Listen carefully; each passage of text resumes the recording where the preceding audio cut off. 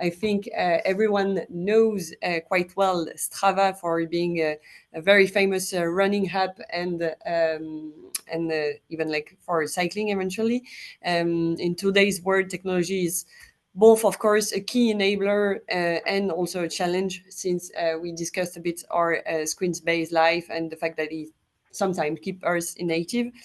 So, Thomas, how can digitalization help build more active cities? The floor is yours. Thank you very much. Thank you very much, Ava, and thanks very much for having me today. Hopefully I'm coming through loud and clear. My name is Thomas Knights, and I'm the Senior Manager for Partnerships and Marketing over here at Strava Metro. Hopefully what you're going to hear today from me is basically how you can use the Strava community to really understand and shape active travel infrastructure in your towns and your cities. Let me just go back one slide or two slides.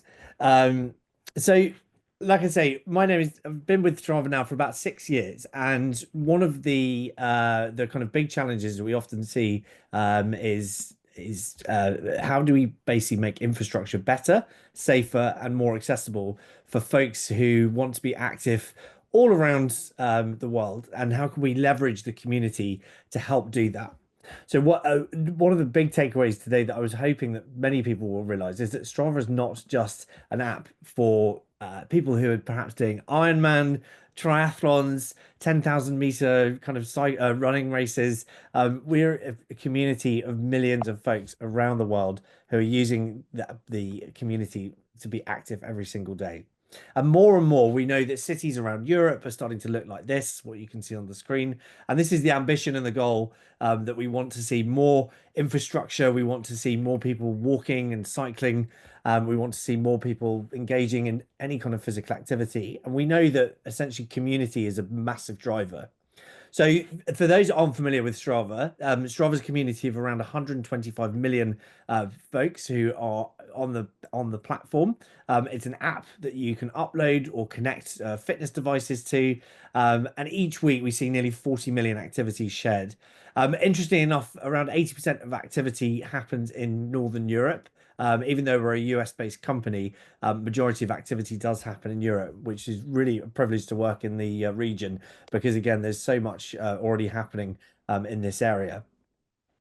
Um, for activating and the secret source behind kind of Strava's success is essentially community. We know that people keep people active. And essentially that's what has been the kind of growth of Strava when we look at those millions of people who are uploading activities. And the reason why people keep coming back to Strava is, for example, the communities and the clubs that cities, organizations can use to connect directly with their audience and then build an authentic and engaged, valuable community. From On Running, to a very popular running brand, all the way through to the UCI or the European Cycling Federation, who've started to use Strava as a method of communicating and activating a population. And this isn't just an existing community, this is inviting people onto Strava so they can discover and explore and understand how to kind of stay active. And we know that this is an upcoming trend from a younger generation as well. From our recent or from our year in sport from a couple of years ago, we know that around 70% or over 70% of Generation Z athletes said they feel more connected to others when they see their friends or their families' activities on Strava. We know as well that running clubs are a huge boom on Strava at the moment. So there's a huge opportunity to not just access the running community, but also unlock the 30 plus other sports that Strava has on the platform as well. And also the other kind of opportunity with Strava and using digital to essentially connect with the community is making sure that you can bring brands and well-known brands onto the platform as well. One of the secrets again behind Strava's success has been our ability to connect with devices such as an Apple Watch or a Fitbit or a Garmin, but also to work with brand partnerships as well. So making sure that people can engage with brands that they're familiar with, brands that they might wear when they're starting to be active, to unlock discounts, to unlock special collaborations. And, you know, we end up with a very highly engaged community. We see a lot now that people want to kind of share their content on other social platforms, but actually, what we know on Strava in terms of the motivation that people find is that you'll have a much more engaged community. For every minute that people spend on Strava, we reckon there's probably around 30 minutes of physical activity that can be attributed to it. So rather than just scrolling through the app and scrolling through pictures or scrolling through content, we're actually motivating people. And ideally, and this is from our kind of senior leadership, we want people to spend less time on the app and more time outside, getting active and being outdoors. So from a digital point of view, some of the activations that we've been able to unlock on Strava have been, for example, working with a very famous fast food company, Chipotle. Again, they unlocked the Strava community and the opportunity to run segment competitions all across the world. The idea being is that they wanted to see who could complete the most amount of runs on one particular segment or stretch of street. And again, the results were absolutely outstanding. We saw people running hundreds and hundreds of times up and down this one street in Washington, which led to really great engagement. But also, again, the physical benefits, the activity then came from that. So there are ways that you can start to use these digital assets nowadays on Strava, like I say, to really kind of unlock the power of the community and unlock people's need and desire to kind of get out there and be active as well. So again, from a Strava point of view, many of you may be familiar with the heat map. And really what I wanted to kind of focus on today was Strava Metro. So the Strava heat map is a visual representation of activity all across Europe and around the world. And you can filter the heat map by different sport types, and you can understand where people are moving and where people are kind of being active in different locations. And this is great because it gives you an idea of where people are being active. But the reason why these places are incredibly successful is because of infrastructure. Without safe, accessible spaces, we know that people can't live their best active life, and the roads and the trails and the streets that they want to be active on have to be and feel safe. So we know, and again, I think this was already pointed out from our friends in Munich earlier, that infrastructure is a huge barrier and the perception of safety. So how do we activate the community with the Strava data to actually really kind of make sure that people are investing in infrastructure and making it better and safer? And this is where Strava Metro comes in. So Strava Metro's mission is to take the aggregated and de-identified data on the movement of cyclists, walkers, and runners in any given area around the world where there's Strava activity, and give that for free to communities to invest in infrastructure, measure engagement, look at the before and after effects. And like I say, we've been doing this now for nearly 10, 15, 10 years. And we've been free for about 5 years working with researchers on our academic programs. We've worked with cities and national agencies around the world. We also work with outdoor trail systems as well. And most importantly, consultancies as well, who are working in collaboration with governments and cities as well. All of which are using the Strava community data to understand the patterns and movement in the city. And access to Strava Metro is totally free. So in 2020, we announced that any organization who's dedicated to the betterment of cycling or pedestrian experiences can access this data for their area for free and then use that to improve safety and human powered mobility. So what exactly is it? Well, MetroView is both available for technical and non-technical staff. We wanted to give folks who aren't necessarily in the transportation planning teams, the data analytics teams, data to see how many trips took place on a specific path or trail, how many trips were commutes or how many trips were leisure, what time of day did an activity take place, or what was the difference between the most direct route and the route that actually people feel safer taking, or the route that perhaps more people are taking. And again, we've even got things like carbon savings tools as well, which can obviously see what the impact of bike commuting is. So a good example of this, rather than doing a live demonstration, would be if I wanted to understand, for example, in the city of Paris, how many people were running along on the Pont Neuf in February last month. I can start to see the total number of activities. I can see what time of day, how many of those trips. This is running trips, by the way. How many trips were commute trips versus leisure? interesting enough for Paris, and I'll come on to this, we see 71% of activities are cycling commutes in Paris, which is amazing. But anywhere there's activity in the world and there's a street on OpenStreetMap, we can show you how many trips and how many activities took place. And of course, using the data, we can also look at things like where were the popular origins and destinations, how long for the travel times. We talked about the 15-minute kind of access to green and blue space, but we can drop a pin in a map and see how far within 15 minutes could you walk or cycle to that destination. And again, we can even filter by commute data, the time of day and the evening. On the people count, we can also then filter that by gender and age. So you can really start to drill down into the data. And again, I go back to this point that many people think that Strava is just a platform for very athletic, perhaps like I say, marathon, Ironman, triathlon type events.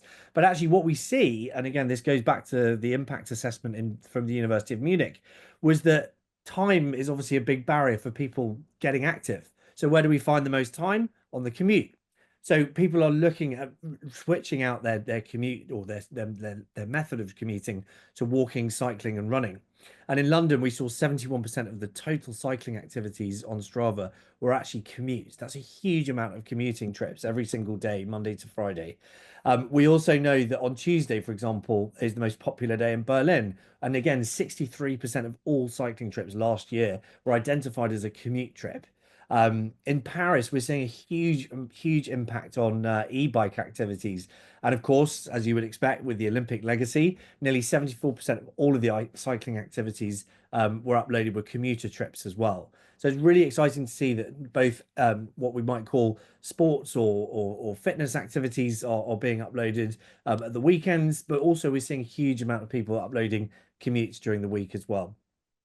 You can tag your commute on Strava, and again, this kind of gamification or digitalization of your activity really helps to drive motivation, but in turn, obviously contributes to the Strava Metro data.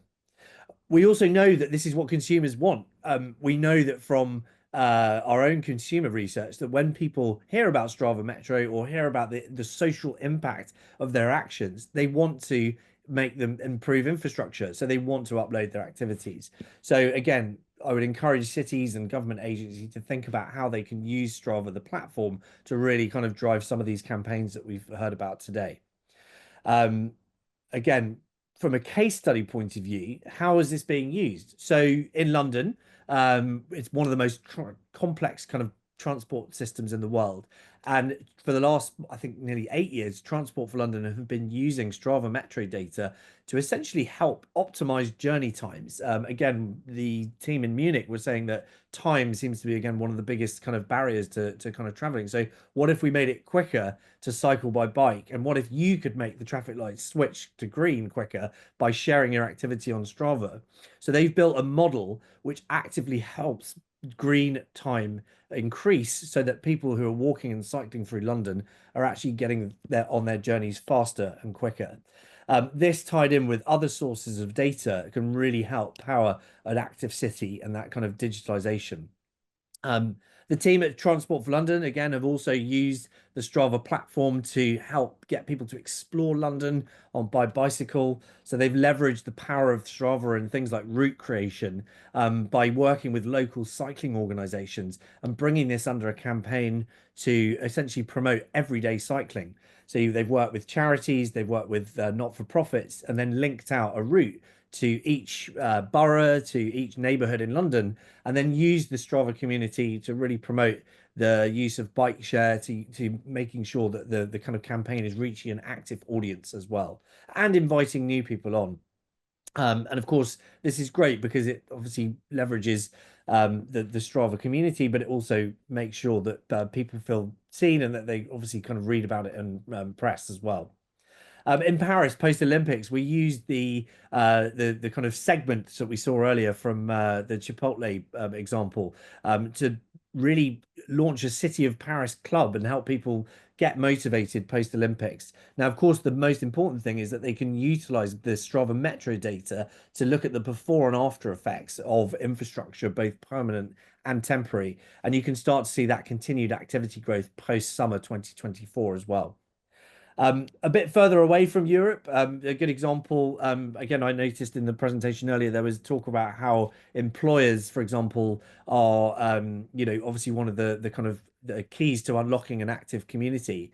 But we know that, for example, if we look at this example here on the quote, we know that when employers are located near trail systems or green space, they can offer that as a perk to their employees. So again, in the USA, this was a loop that's been utilized for pedestrian trips, but it's also you use them for trips to school. It's bringing value to nearby businesses, and again, that importance of connecting green space to urban space can be a real driver for promoting an active city. I think Isabella's still with us on the call today. I noticed she was in the chat, but the UCI is launched a bike city label. So any a UCI competition that's been hosted in a city around the world is being able to qualify for the bike city label. And in turn with Strava Metro, they're able to measure the impact of that, but also utilizing the Strava platform, they were able to gamify and again on through that digital content inspire and encourage people to get active by having a monthly challenge during World Bicycle Day. Um, the same with World Athletics, again, using the Strava community to show routes, to show places to be active, to get to and from the stadium. They were able to use the data to understand the economic health benefits of active mobility rather than busing many different people to and from stadiums or perhaps people driving. They were encouraged to switch out their car trip as well. And again, very similar for the Tour de France. For the last couple of years, Strava was one of the official tour partners for the Tour de France and the Tour de France avec Zwift. And again, using maps and using the community, they were able to showcase places that people could be active and then start to upload their activities and contribute to their city's kind of challenge, but also contribute to that Strava Metro data set to measure that impact before and after. So thank you very much for letting me talk at you. Hopefully, you've learned a few things for the last couple of minutes, and thanks for the opportunity.